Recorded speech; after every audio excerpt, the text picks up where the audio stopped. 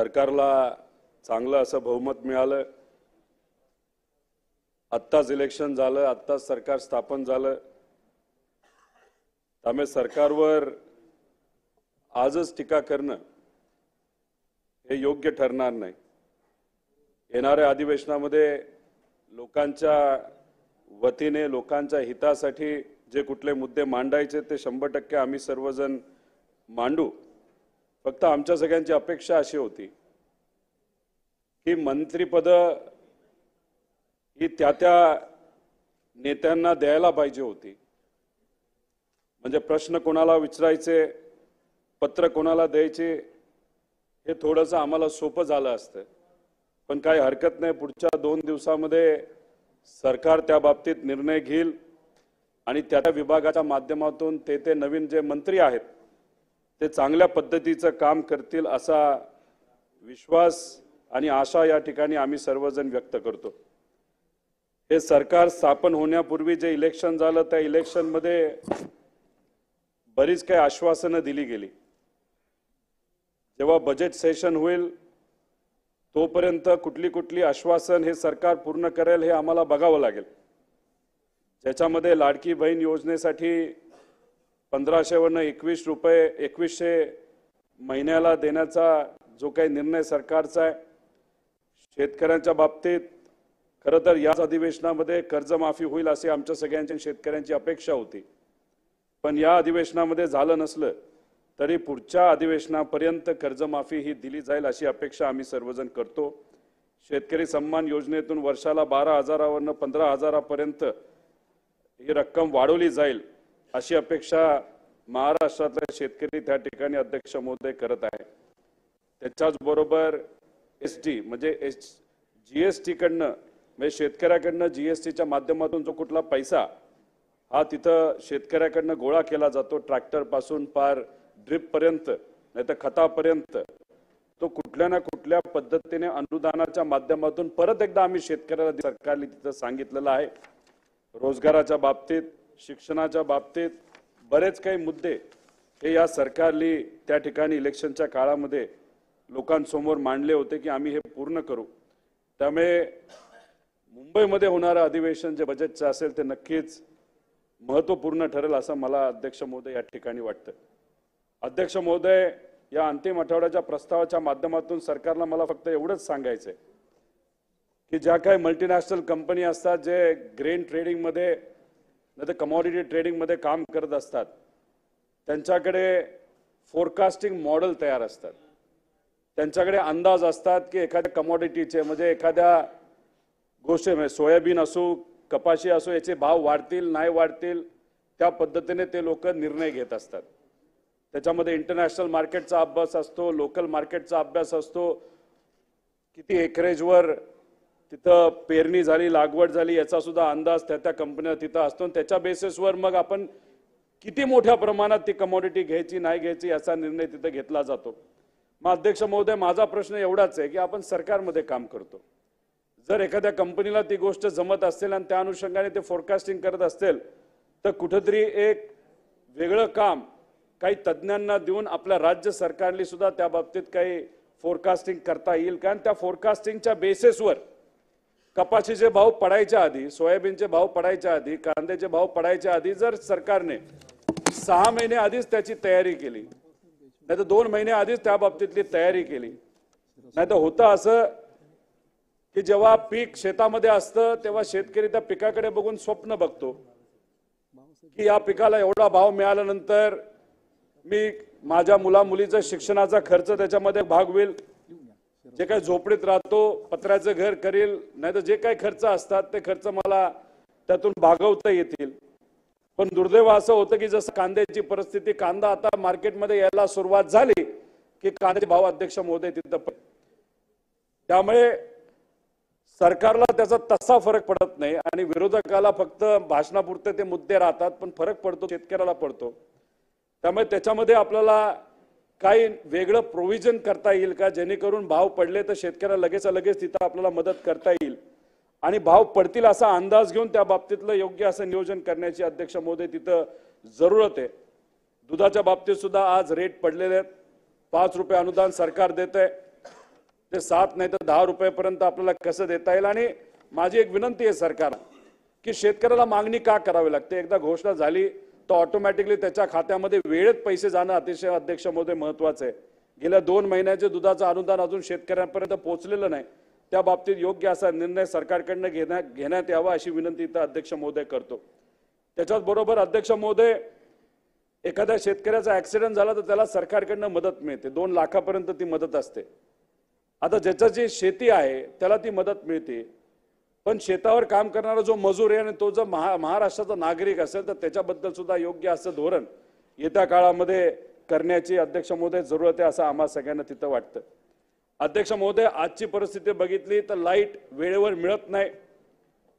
त्याच्याच बरोबर अनेक शेतकऱ्यांची मागणी दिवसा लाईट यावी, आता ठीक आहे सोलारचं धोरण घेतलं गेलं त्याला वेळ लागेल, पण तरी सुद्धा इन्फ्रास्ट्रक्चर डेव्हलपमेंटमध्ये काय आपल्याला करून दिवसा काही एरियामध्ये दिवसा काही लाईट देता येईल का याचाही विचार तिथं करण्याची जरूरत आहे। अध्यक्ष महोदय, अनेक अशा सबस्टेशनच्या मागण्या, म्हणजे माझ्या मतदारसंघामध्ये 3 सबस्टेशनच्या मागण्या नाही पण त्याचा अप्रूव्हल सुद्धा झालेलं आहे, पण त्याचं टेंडर अजून अध्यक्ष महोदय झालं नाही।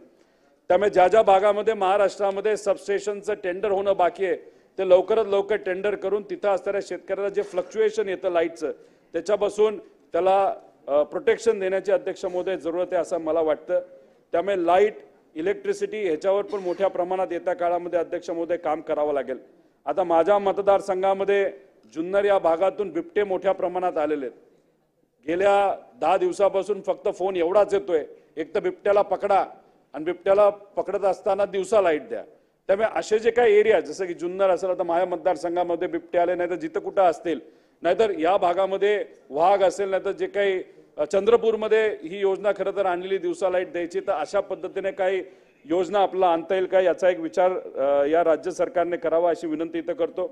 अध्यक्ष महोदय, शेतकऱ्यांवर बोलत असताना खरं तर आज जी युवा पिढी आहे ती ग्रामीण भागातली घ्या नाहीतर शहरी भागातली घ्या, ड्रग्सच्या विळख्यामध्ये मोठ्या प्रमाणात अध्यक्ष महोदय ती अडकत चाललेली आहे। त्याच्यावर कडक कारवाई करण्याची जरूरत आहे।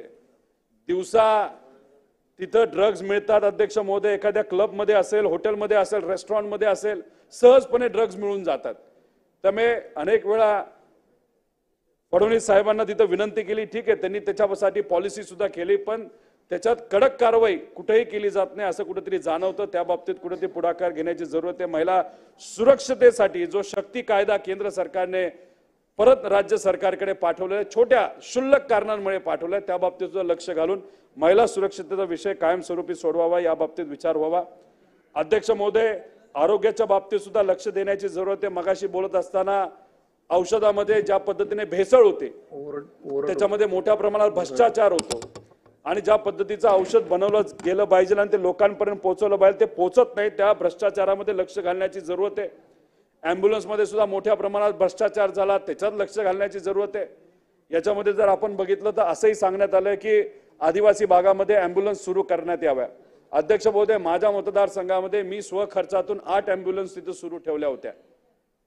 दररोज 2 गावामध्ये 1 ॲम्ब्युलन्स तिथे जात होते, म्हणजे 16 गावं दिवसाला ती ॲम्ब्युलन्स कव्हर करत होते। अध्यक्ष महोदय, गेल्या 5 वर्षामध्ये 2.5 लाख लोकांना तिथं सेवा स्वखर्चातून त्या ॲम्ब्युलन्सच्या मदतीने तिथं मी दिलेली आहे।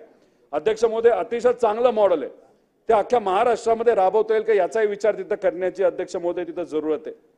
त्याच्याच बरोबर अध्यक्ष महोदय, आरोग्याच्या बाबतीत बरंच काय बोलू शकतो। आशाताई आहेत, त्यांच्या पगारामध्ये वाढ आपल्याला करता येईल का, त्यांना इक्विपमेंट देता येतील का, बिचारा चालत जात असतात। आता इलेक्ट्रिक सायकल ही मोठ्या प्रमाणात मार्केटमध्ये येत असते, तर इलेक्ट्रिक सायकल जर त्यांना दिली तर त्यांची इफिशियन्सी वाढेल। म्हणजे एक तर आपल्याकडे रिसोर्स आहे, आपल्याकडे आशाताई आहे, नाही तर आरोग्य सेवक आहेत, पण त्यांची एफिशियन्सी जर आपण वाढवू शकलो तर कदाचित 10-20% त्यांची एफिशियन्सी वाढल्यामुळे सामान्य लोकांना नक्कीच त्याचा फायदा अध्यक्ष महोदय तो होऊ शकतो। अध्यक्ष महोदय, इंडस्ट्रीच्या बाबतीत बोलत असताना खरं तर मंत्री महोदयांना मला विनंती करायची, टार्गेट घेऊन जावं लागेल। त्याच्यामध्ये 3 कॅटेगरीज कराव्या लागतील। एक, मोठे प्रकल्प जे बाहेरच्या देशातून आपल्या राज्यात येऊ शकतील, IAS अधिकाऱ्यांना आपल्याला एक टार्गेट देऊन या 3 कंपनीला तुम्हाला टार्गेट करावं लागेल। या 3 कंपन्या पुढच्या 3 महिन्यामध्ये 1 वर्षामध्ये आपल्या राज्यामध्ये कशा येतील अशा पद्धतीने टार्गेट ओरिएंटेड आपण काम केलं तर नक्कीच त्याचा फायदा होईल।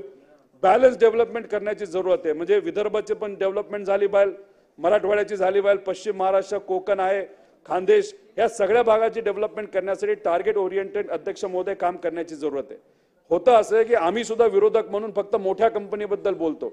अध्यक्ष महोदय, मीडियम स्केल इंडस्ट्री सुद्धा आहे जी लोकल आहे, आणि मग अशा लोकल इंडस्ट्रीला जे आपल्या महाराष्ट्रातले लोक आहेत त्यांना बऱ्याच अडचणी आहेत, त्यांच्या अडचणी समजून घेऊन त्याच्यासाठी इंडस्ट्री विभागामध्ये स्मॉल आणि मीडियम स्केलसाठी वेगळं धोरण करून त्यांना प्रोत्साहन देण्याची जरूरत आहे. अध्यक्ष महोदय, MIDC मध्ये त्यांना प्लॉट सुद्धा मिळत नाहीत, तर ते प्लॉट लवकरात लवकर मिळण्यासाठी काय आपल्याला करता येईल या बाबतीत नक्कीच अध्यक्ष महोदय विचार करण्याची जरूरत आहे.